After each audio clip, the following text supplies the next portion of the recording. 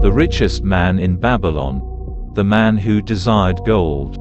Bansir, the chariot builder of Babylon, was thoroughly discouraged. From his seat upon the low wall surrounding his property, he gazed sadly at his simple home and the open workshop in which stood a partially completed chariot. His wife frequently appeared at the open door. Her furtive glances in his direction reminded him that the meal bag was almost empty and he should be at work finishing the chariot, hammering and hewing, polishing and painting, stretching taut the leather over the wheel rims, preparing it for delivery so he could collect from his wealthy customer. Nevertheless, his fat, muscular body sat stolidly upon the wall. His slow mind was struggling patiently with a problem for which he could find no answer. The hot, tropical sun, so typical of this valley of the Euphrates, beat down upon him mercilessly. Beads of perspiration formed upon his brow and trickled down unnoticed to lose themselves in the hairy jungle on his chest. Beyond his home towered the high terraced walls surrounding the king's palace.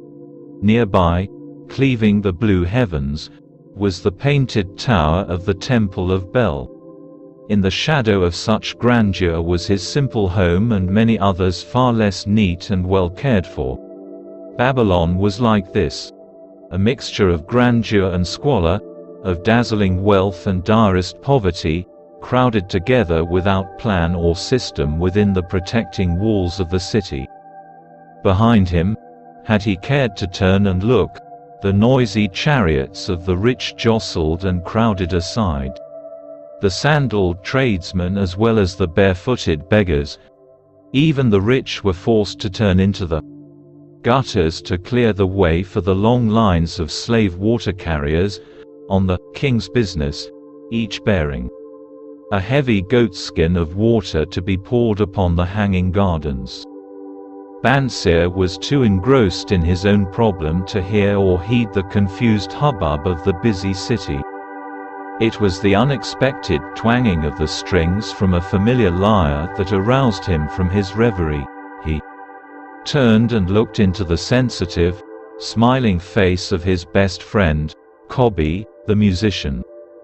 "May the gods bless thee with great liberality, my good friend," began Kobi with an elaborate salute. "Yet, it does appear they have already been so generous thou needest not to labor. I rejoice with thee in thy good fortune. More, I would even share it with thee.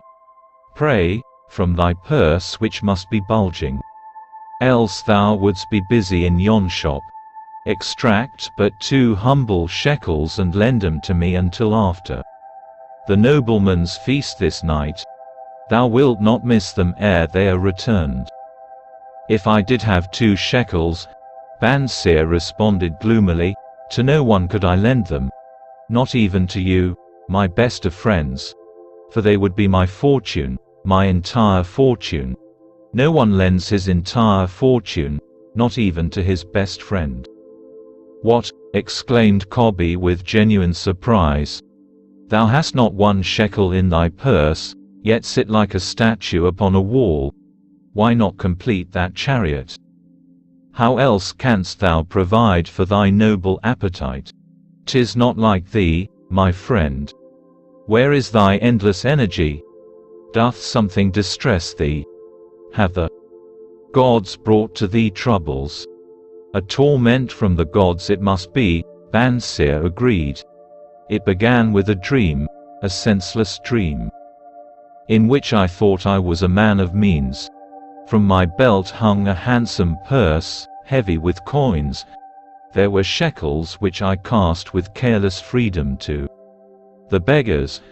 There were pieces of silver with which I did buy finery for my wife and whatever I did desire. For myself, there were pieces of gold which made me feel assured of the future and unafraid to spend the silver. A glorious feeling of contentment was within me. You would not have known me for thy hard-working friend. nor wouldst have known my wife, so free from wrinkles was her face and shining with happiness. She was again the smiling maiden of our early married days. A pleasant dream, indeed, commented Cobby, but why should such pleasant feelings as it aroused turn thee into a glum statue upon the wall? Why, indeed? Because when I awoke and remembered how empty was my purse, a feeling of rebellion swept over me. Let us talk it over together, for, as the sailors do say, we ride in the same boat, we two. As youngsters, we went together to the priests to learn wisdom. As young men, we shared each other's pleasures. As grown men, we have always been close friends. We have been contented subjects of our kind. We have been satisfied to work long hours and spend our earnings freely. We have earned much coin in the years that have passed, yet to know the joys that come from wealth, we must dream about them. Bah! Are we more than dumb sheep? We live in the richest city in all the world. The travelers do say none equals it in wealth. About us is much display of wealth, but of it we ourselves have naught. After half a lifetime of hard labor, thou, my best of friends, hast an empty purse and sayest to me, "May I borrow such a trifle as 2 shekels until after the nobleman's feast this night?" Then, what do I reply? Do I say, "Here is my purse. Its contents will I gladly share"? No, I admit that my purse is as empty as thine. What is the matter? Why cannot we acquire silver and gold, more than enough for food and robes? Consider, also, our sons, Bansir continued, are they not following in the footsteps of their fathers? Need they and their families and their sons' families live all their lives in the midst of such treasuries of gold, and yet, like us, be content to banquet upon sour goat's milk and porridge? Never, in all the years of our friendship, didst thou talk like this before, Bansir. Cobby was puzzled. Never in all those years did I think like this before. From early dawn until darkness stopped me, I have labored to build the finest chariots any man could make, soft-heartedly hoping someday the gods would recognize my worthy deeds and bestow upon me great prosperity. This they have never done. At last, I realize this they will never do. Therefore, my heart is sad. I wish to be a man of means. I wish to own lands and cattle, to have fine robes and coins in my purse. I am willing to work for these things with all the strength in my back, with all the skill in my hands, with all the cunning in my mind, but I wish my labors to be fairly rewarded. What is the matter with us? Again I ask you. Why cannot we have our just share of the good things so plentiful for those who have the gold with which to buy them? Would I know an answer? Cobby replied, "No better than thou am I satisfied. My earnings from my lyre are quickly gone. Often must I plan and scheme that my family be not hungry. Also, within my breast is a deep longing for a lyre large enough that it may truly sing the strains of music that do surge through my mind. With such an instrument could I make music finer than even the king has heard before. Such a lyre thou shouldst have. No man in all Babylon could make it sing more sweetly. Could make it sing so sweetly, not only the king but the gods themselves would be delighted. But how mayest thou secure it while we both of us are as poor as the king's slaves? Listen to the bell. Here they come." He pointed to the long column of half-naked, sweating water-bearers plodding laboriously up the narrow street from the river. 5 abreast they marched, each bent under a heavy goatskin of water. A fine figure of a man, he who doth lead them. Cobby indicated the wearer of the bell who marched in front without a load. A prominent man in his own country, 'tis easy to see. There are many good figures in the line, Bandseer agreed, as good men as we. Tall, blond men from the north, laughing black men from the south, little brown men from the nearer countries, all marching together from the river to the gardens, back and forth, day after day, year after year. Naught of happiness to look forward to, beds of straw upon which to sleep, hard grain porridge to eat. Pity the poor brutes, Cobby. Pity them I do. Yet, thou dost make me see how little better off are we, free men though we call ourselves. That is truth, Cobby, unpleasant thought though it be. We do not wish to go on year after year living slavish lives, working, working, working, getting nowhere. Might we not find out how others acquire gold and do as they do? Cobby inquired. Perhaps there is some secret we might learn if we but sought from those who knew, replied Bandseer. Thoughtfully. This very day, suggested Cobby, I did pass our old friend, Arkad, riding in his golden chariot. This I will say, he did not look over my humble head as many in his station might consider his right. Instead, he did wave his hand that all onlookers might see him pay greetings and bestow his smile of friendship upon Cobby, the musician. He is claimed to be the richest man in all Babylon, Bandseer mused. So rich the king is said to seek his golden aid in affairs of the treasury, Cobby replied. So rich, Bandseer interrupted, I fear if I should meet him in the darkness of the night, I should lay my hands upon his fat wallet. Nonsense, reproved Cobby, a man's wealth is not in the purse he carries. A fat purse quickly empties if there be no golden stream to refill it. Arkad has an income that constantly keeps his purse full, no matter how liberally he spends. Income, that is the thing, ejaculated Bandseer. I wish an income that will keep flowing into my purse, whether I sit upon the wall or travel to far lands. Arkad must know how a man can make an income for himself. Dost suppose it is something he could make clear to a mind as slow as mine? Methinks he did teach his knowledge to his son, no Masir, Cobby responded. Did he not go to Nineveh and, so it is told at the inn, become, without aid from his father, one of the richest men in that city? Cobby, thou bringest to me a rare thought. A new light gleamed in Bandseer's eyes. It costs nothing to ask wise advice from a good friend, and Arkad was always that. Never mind though our purses be as empty as the falcon's nest of a year ago. Let that not detain us.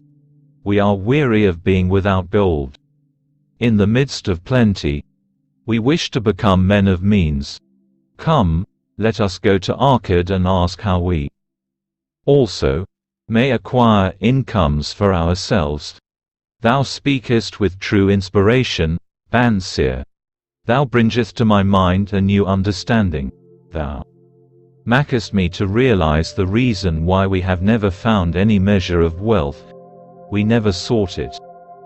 Thou hast labored patiently to build the staunchest chariots in Babylon. To that purpose was devoted your best endeavors. Therefore, at it thou didst succeed. I strove to become a skillful lyre player, and at it I did succeed. In those things toward which we exerted our best endeavors we succeeded. The gods were content to let us continue thus. Now, at last, we see a light, bright like that from the rising sun. It biddeth us to learn more that we may prosper more. With a new understanding we shall find honorable ways to accomplish our desires. Let us go to Arkad this very day, Bandseer urged. Also, let us ask other friends of our boyhood days, who have fared no better than ourselves, to join us, that they, too, may share in his wisdom. Thou wert ever thus thoughtful of thy friends, Bansir. Therefore hast thou many friends. It shall be as thou sayest. We go this day and take them with us. The richest man in Babylon. In old Babylon there once lived a certain very rich man named Arcad. Far and wide he was famed for his great wealth.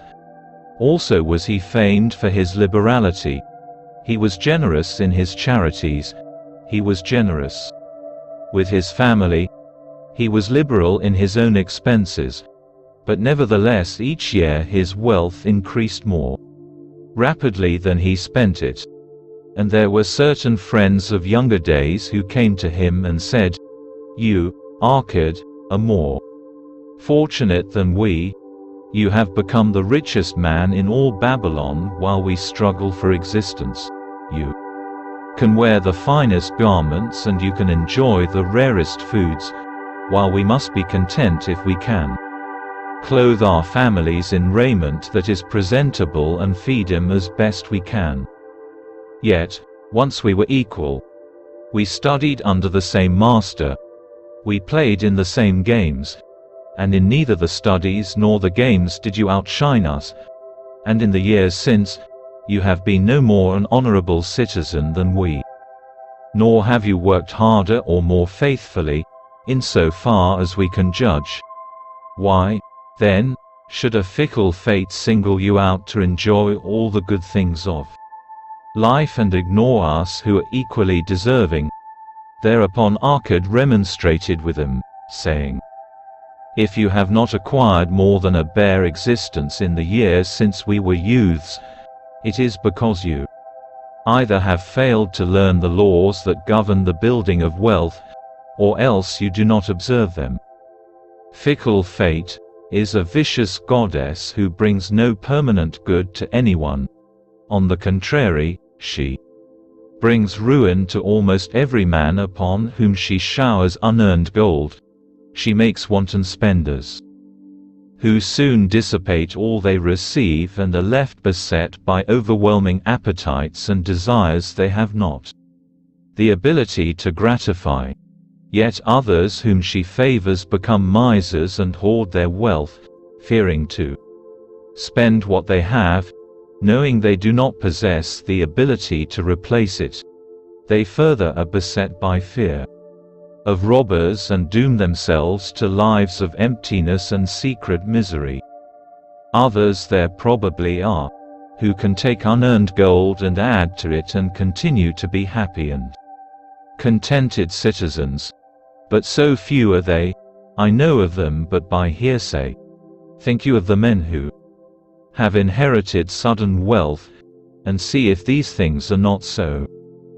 His friends admitted that of the men they knew who had inherited wealth these words were true, and they besought him to explain to them how he had become possessed of so much prosperity. So he continued, In my youth I looked about me and saw all the good things there were to bring happiness and contentment. And I realized that wealth increased the potency of all these. Wealth is a power. With wealth many things are possible. One may ornament the home with the richest of furnishings. One may sail the distant seas. One may feast on the delicacies of far lands. One may buy the ornaments of the gold worker and the stone polisher. One may even build mighty temples for the gods. One may do all these things and many others in which there is delight for the senses and gratification for the soul. And, when I realized all this, I decided to myself that I would claim my share of the good things of life. I would not be one of those who stand afar off, enviously watching others enjoy. I would not be content to clothe myself in the cheapest raiment that looked respectable. I would not be satisfied with the lot of a poor man. On the contrary, I would make myself a guest at this banquet of good things. being, as you know, the son of a humble merchant, one of a large family with no hope of an inheritance, and not being endowed, as you have so frankly said, with superior powers or wisdom, I decided that if I was to achieve what I desired, time and study would be required. As for time, all men have it in abundance. You, each of you, have let slip by sufficient time to have made yourselves wealthy. Yet, you admit, you have nothing to show except your good families, of which you can be justly proud. As for study, did not our wise teacher teach us that learning was of two kinds, the one kind being the things we learned and knew, and the other being the training that taught us how to find out what we did not know? Therefore did I decide to find out how one might accumulate wealth, and when I had found out, to make this my task and do it well. For, is it not wise that we should enjoy while we dwell in the brightness of the sunshine, for sorrows enough shall descend upon us when we depart for the darkness of the world of spirit? I found employment as a scribe in the hall of records, and long hours each day I labored upon the clay tablets. Week after week, and month after month, I labored, yet for my earnings I had naught to show. Food and clothing and penance to the gods, and other things of which I could remember not what, absorbed all my earnings. But my determination did not leave me. And one day Algamish, the money lender, came to the house of the city master and ordered a copy of the 9th law, and he said to me, I must have this in 2 days, and if the task is done by that time, 2 coppers will I give to thee.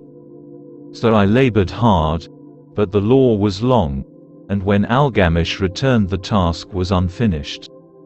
He was angry, and had I been his slave, he would have beaten me. But knowing the city master would not permit him to injure me, I was unafraid, so I said to him, Algamish, you are a very rich man. Tell me how I may also become rich, and all night I will carve upon the clay, and when the sun rises it shall be completed. He smiled at me and replied, You are a forward knave, but we will call it a bargain. All that night I carved, though my back pained and the smell of the wick made my head ache until my eyes could hardly see. But when he returned at sunup, the tablets were complete. Now, I said, tell me what you promised.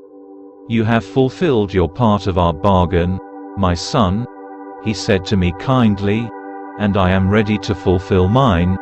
I will tell you these things you wish to know because I am becoming an old man, and an old tongue loves to wag.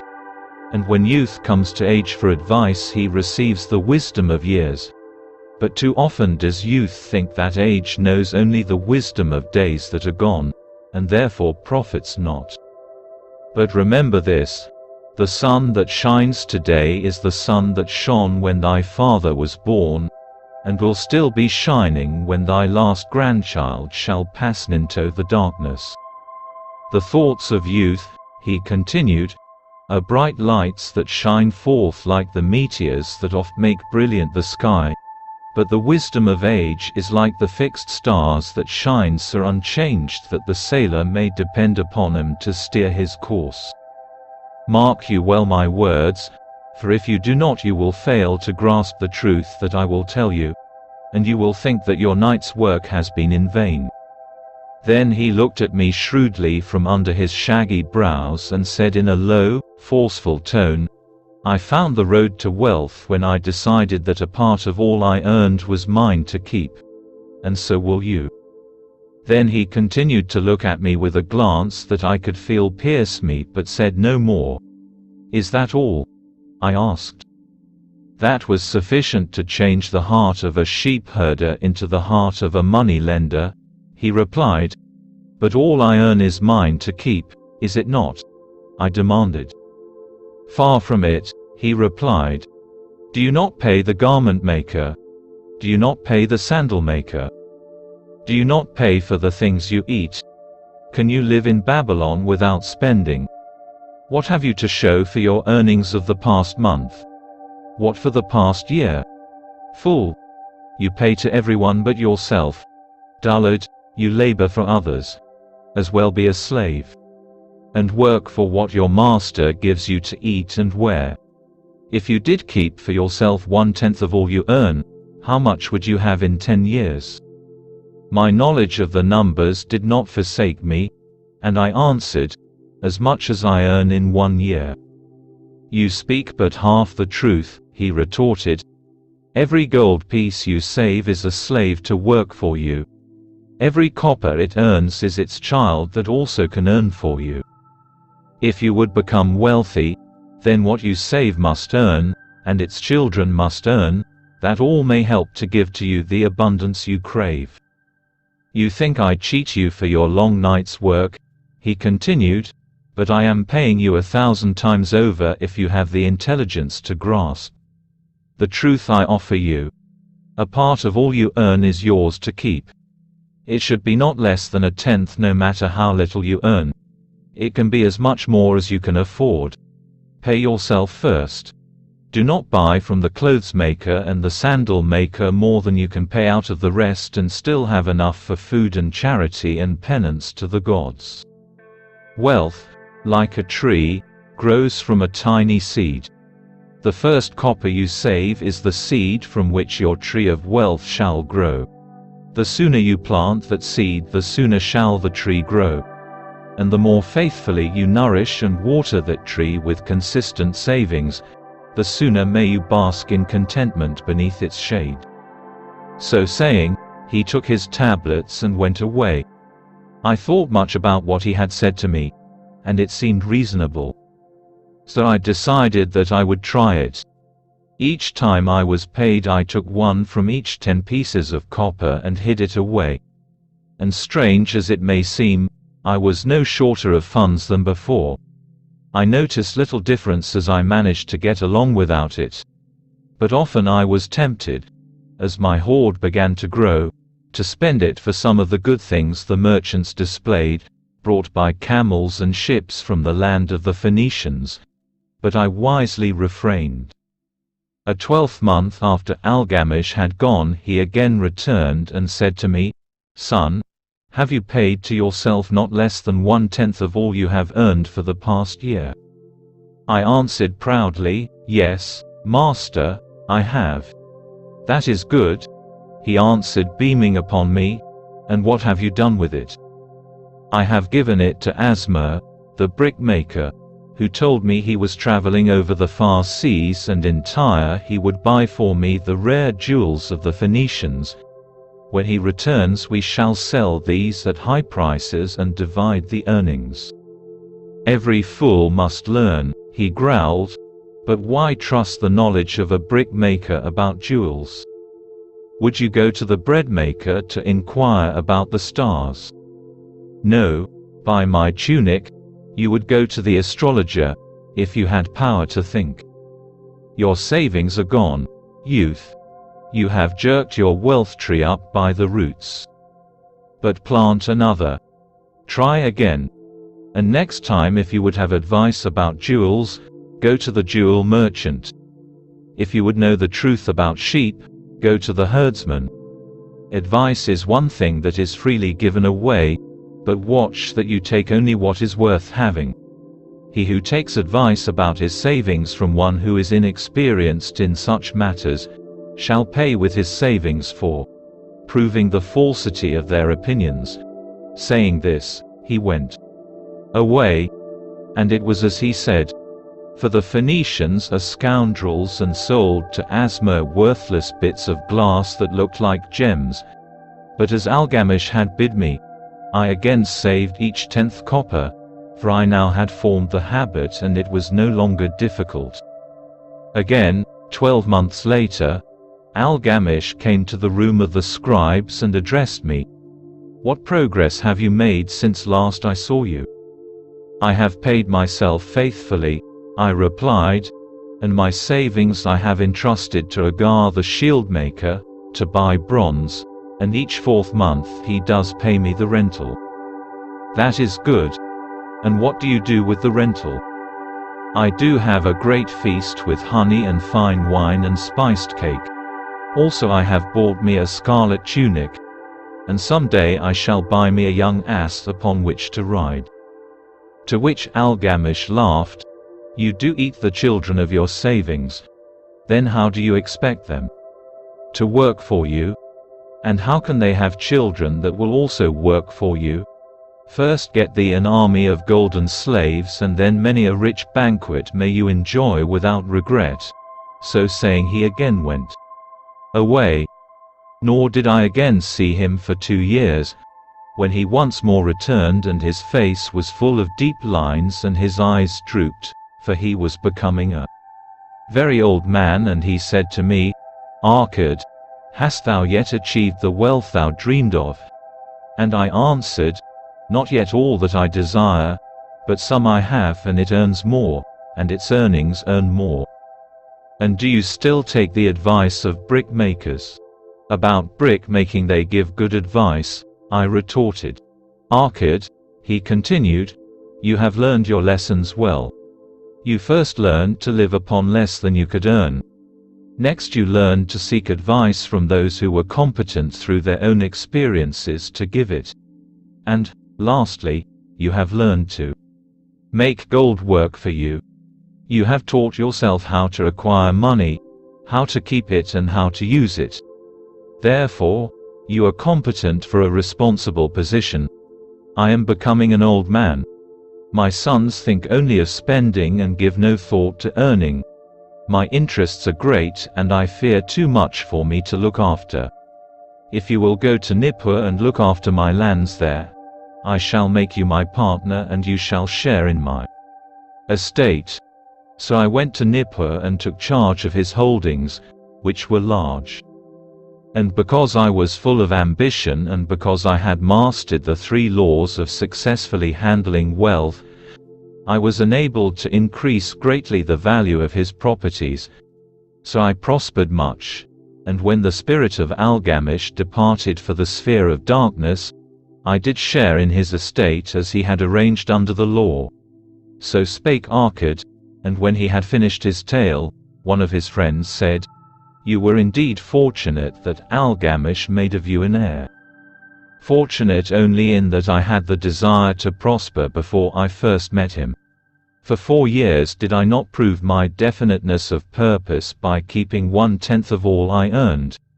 Would you call a fisherman lucky who for years so studied the habits of the fish that with each changing wind he could cast his nets about them? Opportunity is a haughty goddess who wastes no time with those who are unprepared. You had strong willpower to keep on after you lost your first year's savings. "You are unusual in that way," spoke up another. "Willpower?" retorted Arcad. "What nonsense! Do you think willpower gives a man the strength to lift a burden the camel cannot carry, or to draw a load the oxen cannot budge? Willpower is but the unflinching purpose to carry a task you set for yourself to fulfillment. If I set for myself a task, be it ever so trifling, I shall see it through. How else shall I have confidence in myself to do important things? Should I say to myself, for 100 days as I walk across the bridge into the city, I will pick from the road a pebble and cast it into the stream? I would do it if on the 7th day I passed by without remembering. I would not say to myself, tomorrow I will cast 2 pebbles which will do as well. Instead, I would retrace my steps and cast the pebble. Nor on the 20th day would I say to myself, Arcad, this is useless. What does it avail you to cast a pebble every day? Throw in a handful and be done with it. No, I would not say that nor do it. When I set a task for myself, I complete it. Therefore, I am careful not to start difficult and impractical tasks, because I love leisure. And then another friend spoke up and said, if what you tell is true, and it does seem as you have said, reasonable, then being so simple, if all men did it, there would not be enough wealth to go around. Wealth grows wherever men exert energy, Arcad replied. If a rich man builds him a new palace, is the gold he pays out gone? No. The brickmaker has part of it, and the laborer has part of it, and the artist has part of it. And everyone who labors upon the house has part of it. Yet when the palace is completed, is it not worth all it cost? And is the ground upon which it stands not worth more because it is there?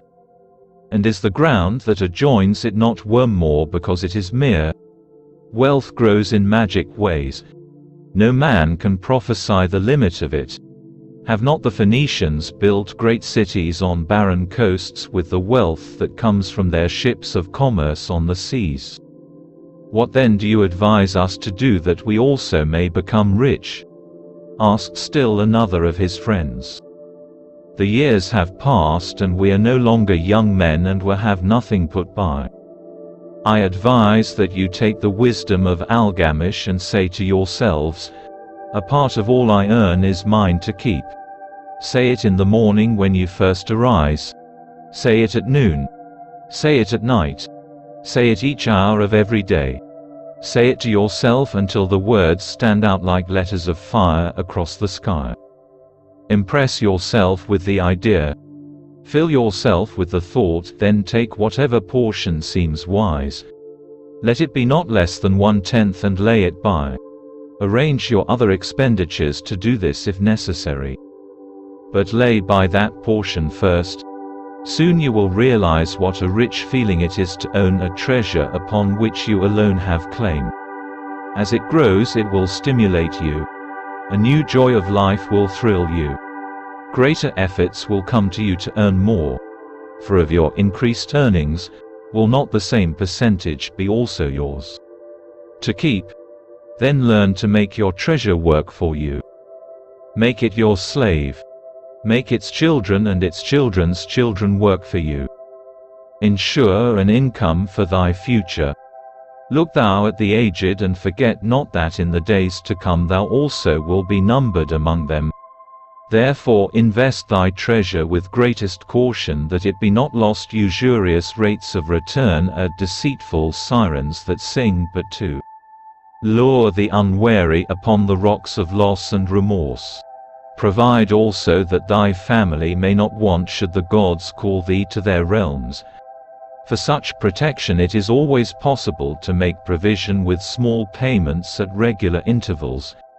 Therefore the provident man delays not in expectation of a large sum becoming available for such a wise purpose. Counsel with wise men. Seek the advice of men whose daily work is handling money. Let them save you from such an error as I myself made in entrusting my money to the judgment of Asma, the brickmaker. A small return and a safe one is far more desirable than risk. Enjoy life while you are here. Do not overstrain or try to save too much. If 1/10 of all you earn is as much as you can comfortably keep, be content to keep this portion. Live otherwise according to your income and let not yourself get niggardly and afraid to spend. Life is good and life is rich with things worthwhile and things to enjoy. His friends thanked him and went away. Some were silent because they had no imagination and could not understand. Some were sarcastic because they thought that one so rich should divide with old friends not so fortunate. But some had in their eyes a new light. They realized that Algamish had come back each time to the room of the scribes because he was watching a man work his way out of darkness into light. When that man had found the light, a place awaited him. No one could fill that place until he had for himself worked out his own understanding, until he was ready for opportunity.